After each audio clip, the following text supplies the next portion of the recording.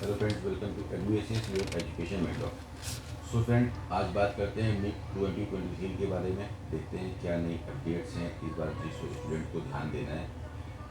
Friends, NEET UG का application form अभी तक आया नहीं है। बहुत ही जल्दी ये एप्लीकेशन आ सकता है। ऑलमोस्ट 100% इस मंथ में ये नीट का एप्लीकेशन फॉर्म आप लोग का आ ही जाएगा। नीट का एप्लीकेशन फॉर्म स्टूडेंट्स फिल करते हैं, उसके बाद एग्जामिनेशन देते हैं। एग्जामिनेशन में जो भी उनका स्कोर आता है, जो भी स्कोर वो प्रोड्यूस करते हैं, उसके अकॉर्डिंग उनकी काउंसलिंग होती है और अपने नंबर या रैंक के अकॉर्डिंग बच्चों को सीटों का अलॉटमेंट होता है। जैसे भी उनकी रैंक होती है, गवर्नमेंट कॉलेज की रैंक होगी तो गवर्नमेंट कॉलेज में जाएंगे, और अगर लो स्कोर आता है, लो रैंक आती है, तो फिर उसके अकॉर्डिंग वो प्राइवेट कॉलेज की काउंसलिंग कराते हैं। जब हम नीट के एप्लीकेशन फॉर्म फिल करते हैं, उसी समय स्टूडेंट को ध्यान देना रहता है कि कुछ और एप्लीकेशन फॉर्म होते हैं, कुछ 3-4 जगह के एप्लीकेशन फॉर्म और होते हैं जो नीट के फॉर्म से पहले ही आ जाते हैं। तो इस बार देखते हैं अभी तक कौन कौन से फॉर्म आ चुके हैं। बेसिकली अगर हम देखते हैं तो टोटल 4 एप्लीकेशन फॉर्म होते हैं जो पहले आते हैं, जिसमें कि 2 हमारे गवर्नमेंट के फॉर्म होते हैं और 2 प्राइवेट के फॉर्म होते हैं। पहले हम गवर्नमेंट की बात कर लेते हैं। तो सबसे बेसिकली जो फॉर्म होता है वो होता है सीएमसी वेलोर का। सीएमसी वेलोर ने अपने इस बार के एप्लीकेशन फॉर्म निकाल दिए हैं। सीएमसी वेलोर की जो काउंसलिंग होती है तमिलनाडु स्टेट के अंदर से काउंसलिंग होती है। उसके अंदर उसकी रिजर्व सीट्स हैं, जो वहाँ के इंटरनल स्टाफ्स हैं उनकी सीट रहती है। स्टेट की माइनॉरिटी कोटा की, क्रिश्चियन माइनॉरिटी की सीट्स रहती हैं। और ऑल इंडिया कोटा के, यानी कि दूसरे राज्यों से जो बच्चे उसमें पार्टिसिपेट कर सकते हैं, उसकी सीट अभी घटा के 2 ही सीटें कर दी हैं। पहले ये 3 सीटें थी। इसके लिए जिन बच्चों को लगता है जिनका स्कोर 680 690 के आसपास आ सकता है, तो वो सीएमसी वेलोर का फॉर्म को फिल कर सकते हैं। लास्ट ईयर इसका कट ऑफ 670 के आसपास गया था। तो एप्लीकेशन फॉर्म वही स्टूडेंट फिल करें जब आपको लगता है कि आपके हिसाब का एप्लीकेशन फॉर्म है। अगर आपको लगता है कि आपके हिसाब का एप्लीकेशन फॉर्म नहीं है, तो अननेसेसरी इस फॉर्म को फिल करने की ज़रूरत नहीं है। देयर कैन बी चांसेस कि अदर स्टूडेंट जो कि आपका फ्रेंड हो वो फॉर्म को फिल कर रहा हो, लेकिन उससे इन्फ्लुएंस होकर हमको फॉर्म को फिल नहीं करना है। हमको देखना है कि मेरी क्या प्रिपरेशन है, मेरा क्या स्कोर आ रहा है, उसके अकॉर्डिंग ही आप अपने हिसाब से एप्लीकेशन फॉर्म को फिल करें। तो सीएमसी वेलोर का फॉर्म वो स्टूडेंट्स फिल कर सकते हैं। 2 सीट्स रहेंगी इसमें ऑल इंडिया कोटा की। इनको लगता है कि इनका स्कोर एटलीस्ट 650 के अबव आएगा, तो सीएमसी वेलोर का फॉर्म स्टार्ट हो गया है। इसके बाद जो दूसरा गवर्नमेंट का फॉर्म होता है वो आईपीओ दिल्ली का होता है। इन प्रेसिडेंसी दिल्ली का फॉर्म होता है। इस फॉर्म को सिर्फ दिल्ली डोमिसाइल वाले बच्चे ही को फिल करना है। अदर स्टेट वाले बच्चों को इस एप्लीकेशन फॉर्म को फिल नहीं करना है। जो स्टूडेंट्स के पास दिल्ली का डोमिसाइल है या जिन्होंने अपने 11-12 भी दिल्ली से करके रखा है, वो स्टूडेंट्स आईपीयू दिल्ली का फॉर्म फिल कर सकते हैं और इसके अंदर से जाके काउंसलिंग करा सकते हैं। आईपीयू के अंदर एमबीबीएस, बीडीएस और बाकी इसके आयुष जो कोर्सेज होंगे उन सबकी काउंसलिंग आपकी होगी। तो अगर आपको लगता है कि आईपीयू में अगर एमबीबीएस का स्कोर मेरा नहीं आ रहा है, I am not able to produce like something around 640-650 numbers in the NEET examination, और मुझे कम नंबर ही मिल रहे हैं, तो इफ़ इन केस अगर आपको आगे जाकर डिसाइड करना पड़ा कि चलो I have to move in the AYUSH courses, मुझे बीएमएस बीएचएमएस की तरफ मूव करना है, तो भी आपको ये फॉर्म फिल करना है। बट आईपीयू का फॉर्म किस फ्रेंड्स को फिल करना है? केवल दिल्ली डोमिसाइल वाले बच्चों को जिन्होंने 11-12 दिल्ली से कंप्लीट करके रखा है, उन्हीं लोगों को ये एप्लीकेशन फॉर्म फिल करके रखना है। बाकी जो दूसरे स्टेट्स वाले स्टूडेंट्स हैं, जो गुजरात से हैं, महाराष्ट्र से हैं, तेलंगाना से हैं, यूपी से, XYZ किसी भी अदर स्टेट से एक्सेप्ट दिल्ली, आप लोग को ये एप्लीकेशन फॉर्म को फिल नहीं करना है। अगर आप आईपीयू की मेडिकल कॉलेज के अंदर सीट लेना चाहते हैं, then you can participate in that counselling through the all India quota. All India quota के थ्रू जो सेंट्रल गवर्नमेंट की काउंसलिंग होती है, उसके अंदर विंडोज ओपन रहते हैं, उसके अंदर कोई भी बच्चा आके काउंसलिंग करा सकता है। बट एक जो बेसिक सा नियम है कि किसी अदर स्टेट की गवर्नमेंट मेडिकल कॉलेज में केवल स्टेट का बच्चा ही पार्टिसिपेट कर सकता है फ्रेंड। तो ये 2 एप्लीकेशन फॉर्म होते हैं जिसमें से हमें देखें गवर्नमेंट के, जिसमें से सीएमसी का फॉर्म आ चुका है और आईपीयू का फॉर्म अभी आना बाकी है। देयर कैन बी चांसेस कि 2-4 दिन के अंदर ये भी एप्लीकेशन फॉर्म आ जाएगा आपका। इसके बाद जो 2 प्राइवेट के फॉर्म रहते हैं, उसमें से एक जो फॉर्म आया है वो अभी आया है आपका सिक्किम मणिपाल यूनिवर्सिटी का।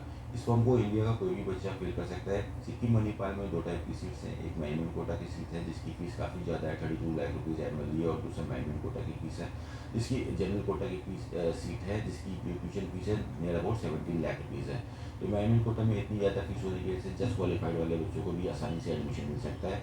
और दूसरी बात अगर हम करते हैं, जो जनरल कोटा 17 लाख वाली फीस है सिक्किम मणिपाल यूनिवर्सिटी की, इसमें स्टार्टिंग के राउंड में तो आपको कट ऑफ देखने को मिलेगा नियर अबाउट 350 to 400, पर आगे जैसे जैसे काउंसलिंग बढ़ेगी यहाँ पे भी आपको 250 नंबर तक आसानी से काउंसलिंग हो सकती है। तो अगर आप सिक्किम मणिपाल के अंदर इंटरेस्टेड हैं तो ये एप्लीकेशन फॉर्म को फिल कर सकते हैं। फॉर्म स्टार्ट हो चुका है उसकी ऑफिशियल वेबसाइट के ऊपर। एडमिनिस्ट्रेशन ने कैसे फॉर्म फिल करना है उसके एक प्रॉपर वीडियो भी बना के रखा है, तो आप फॉर्म फिल कर सकते हैं। अभी फिलहाल इसने अपनी लास्ट डेट मेंशन नहीं करी है। जैसे अगर कम फॉर्म रहते हैं तो डेट बढ़ती रहती है फॉर्म की, ये नॉर्मल सी चीज़ है। इसके बाद जो सेकंड इंपॉर्टेंट फॉर्म आएगा प्राइवेट के लिए, वो केरला का एप्लीकेशन फॉर्म आएगा।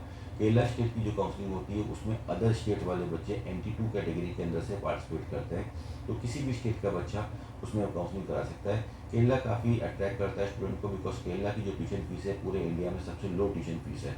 नियर अबाउट आपका 40 लाख 45 लाख रुपीज़ के अंदर पूरा वहाँ पे MBBS हो जाता है। तो केरला का एप्लीकेशन फॉर्म सभी बच्चों को फिल करना चाहिए, बिकॉज अगर कहीं ना कहीं गवर्नमेंट मेडिकल कॉलेज मिस हो जाता है कुछ नंबर से, तो बच्चे देखते हैं कि ऐसे प्राइवेट मेडिकल कॉलेज में जाएँ जहाँ पे फीस कम हो। तो केरला का एप्लीकेशन फॉर्म भी काफ़ी जल्दी आ सकता है, बिकॉज 2 एप्लीकेशन फॉर्म आ गए, 2 पेंडिंग है, तो ये फॉर्म भी आप लोग फिल कर सकते हो। केरला की जो काउंसलिंग होती है KEA टीम से होती है। जैसे ये फॉर्म आ गया एडुकेशन अपने चैनल पे आप लोग को बताएगा कैसे फॉर्म फिल करना है, और आप लोग इस एप्लीकेशन फॉर्म को फिल कर सकते हैं। CMC लुधियाना भी पहले ही फॉर्म निकाल लेता है, लेकिन उसको सभी लोग को फिल नहीं करना रहता है, वो केवल minority student, Christian minority students के फिल होता है, उनको अपनी कैटेगरी के हिसाब से फिल करना रहता है। इसलिए वो CMC लुधियाना का फॉर्म जो है वो नीट के एग्ज़ाम के बाद ही आएगा, पहले ही आपके 4 फॉर्म आएंगे। तो फिलहाल अभी हमने देख लिया कि 4 एप्लीकेशन फॉर्म हैं, पहले 2 गवर्नमेंट के 2 प्राइवेट के। IPU का फॉर्म जो है सिर्फ दिल्ली वाले बच्चे भरेंगे। CMC वाले और जिसमें 670 680 के कट ऑफ जाता है उसको कोई भी बच्चा भर सकता है, अगर आपको लग रहा है कि आपको ये स्कोर आ जाएगा। प्लस 2 प्राइवेट में आपका एक SMU हो गया, सिक्किम मणिपाल यूनिवर्सिटी हो गया, तो इसके अंदर कोई भी बच्चा फॉर्म फिल कर सकता है। 17 लाख के आसपास की फीस है, 250 नंबर तक आसानी से इसमें आपको सीट मिल जाएगी थ्रू द काउंसलिंग। और किम का जो फॉर्म है, केरला स्टेट की जो फॉर्म है, वो भी सभी बच्चों को फिल करके रखना चाहिए। जिनको लगता है कि जिनका स्कोर 450 के अबव आ जाएगा, उन लोग को बिल्कुल फिल कर लेना चाहिए आप लोग को ये फॉर्म। और किसी बच्चे को केरला में लो स्कोर में भी जाना है तो NRI कोटा के थ्रू वहाँ पे जा सकता है, उसके लिए भी NRI कोटा का भी फॉर्म आप फिल कर सकते हो। तो ये 4 एप्लीकेशन फॉर्म है। और in meanwhile we are expecting कि अब आपका NEET UG का भी एप्लीकेशन फॉर्म जल्दी से जल्दी आ जाना चाहिए, और आप लोग की एग्जामिनेशन की डेट आ गई है। अभी हर साल EduSS के इस प्लेटफॉर्म से हम लोग लगभग 18 साल से स्टूडेंट की काउंसलिंग कर रहे हैं। हर साल हमने स्टूडेंट को देखा है कि लास्ट मोमेंट जो होता है, जो वो अपना मोमेंटो हाई रखते हैं, फोकस हाई रहता है जब स्टडीज़ के लिए, तो काफ़ी छोटी छोटी सी न्यूज़ आती हैं, छोटे छोटे से पॉपअप्स आते हैं, इसकी वजह से उनका डिस्ट्रैक्शन हो जाता है, पढ़ाई से वो दूर हो जाते हैं। तो जब तक कोई भी ऑफिशियल न्यूज़ ना आए, जब तक आप लोग किसी तरह से डिस्ट्रैक्शन मत करिए, आप अपना फोकस सिर्फ पढ़ाई के ऊपर रखिए। कभी भी कोई ऑफिशियल न्यूज़ आएगी, कोई स्टेटमेंट आएगा, NMC का कोई रूल आएगा, कुछ चेंजेस आएंगे, तो आपको हर जगह से पता चल के आ जाएगा। अगर 2-4 जगह से कोई न्यूज़ निकल के आ रही है, तो इसका मतलब काफ़ी लोग एक्साइटमेंट में जल्दी जल्दी न्यूज़ बना देते हैं। तो फिलहाल 2-4 टॉपिक्स है उसको हम कवर कर लेते हैं। काफ़ी लोग ऐसा वो बोल रहे थे, काफ़ी स्टूडेंट का ये भी क्वेरी आई कि क्या सर इस बार जो नीट का जो बेसिक एलिजिबिलिटी क्राइटेरिया रहता है, जो जनरल वाले बच्चों को 50% फिजिक्स केमिस्ट्री बायोलॉजी की ओर में चाहिए रहता है, क्या उसमें इंक्रीमेंट हो चुका है? क्या वो 50 की जगह पे 60 65 या 70% हो चुका है? ऐसा कोई भी ऑफिशियल न्यूज़ नहीं है।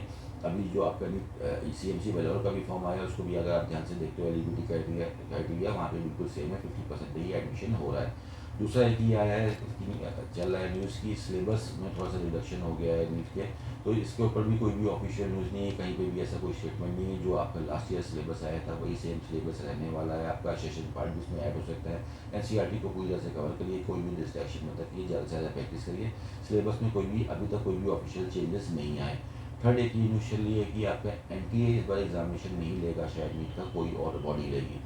देखिए NMC जब डिज़ाइन हुआ था, अभी तक NMC पूरी तरह से इम्प्लीमेंट नहीं हुआ है। NMC में बहुत सारे चेंजेस लिखे रखे हैं। अगर NMC पूरी तरह से आ गया, लागू हो गया, तो सब कुछ चेंज हो जाएगा, लेकिन रातों रात कोई चीज़ लागू नहीं होती है। तो फिलहाल NTA एग्जामिनेशन नहीं लेगा, इसके ऊपर भी कोई ऑफिशियल न्यूज़ नहीं है अभी तक। तो देख के यही लग रहा है कि NTA ही एग्ज़ाम लेगा, एटलीस्ट इस साल तो NTA एग्जामिनेशन लेगा।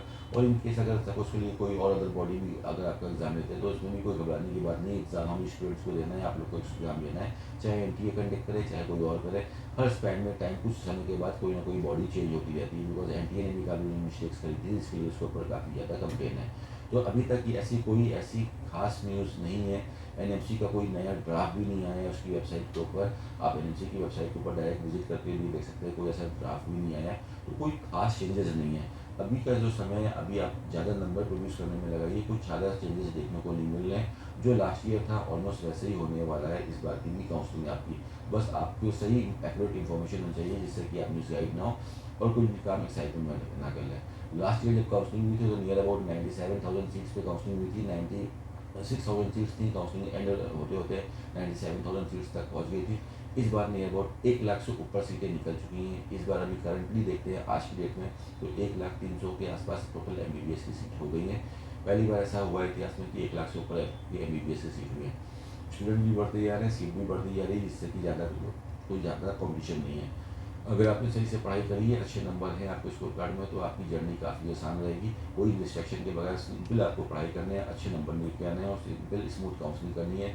जो आपको पता हो कि जितने मेरे नंबर आ रहे हैं नीट में, जो भी मेरे स्कोर कार्ड में नंबर हैं, whether I am getting 350, 400, 500, 600, 700, according to that you have to fill the application form of the different counselling, और वहाँ पे आप काउंसलिंग में पार्टिसिपेट करके सीट ले सकते हैं फ्रेंड। तो आज का ये छोटा सा सेशन इसी से था कि क्या क्या न्यूज़ हैं अभी मार्केट में, जिसमें कि अभी कोई भी नया चीज़ें देखने को नहीं मिला है। 2 एप्लीकेशन फॉर्म आ चुके हैं, 2 एप्लीकेशन फॉर्म आना बाकी है, और बहुत ही जल्दी आपका एनटीए आपका नीट का भी एप्लीकेशन फॉर्म निकाल देगा, जिसको कि आप लोग को फिल करना है। कई बार स्टूडेंट्स कई बार जल्दी में एप्लीकेशन फॉर्म को फिल करते हैं, उसके बाद उसमें गलतियाँ हो जाती हैं, करेक्शन विंडो में कभी कहीं भी वो गलतियाँ कवर अप नहीं हो पाती हैं। तो एप्लीकेशन फॉर्म में आपको टाइम मिलता है, एटलीस्ट 1 महीने का टाइम मिलता है, 20 से 25 दिन का टाइम मिलता है।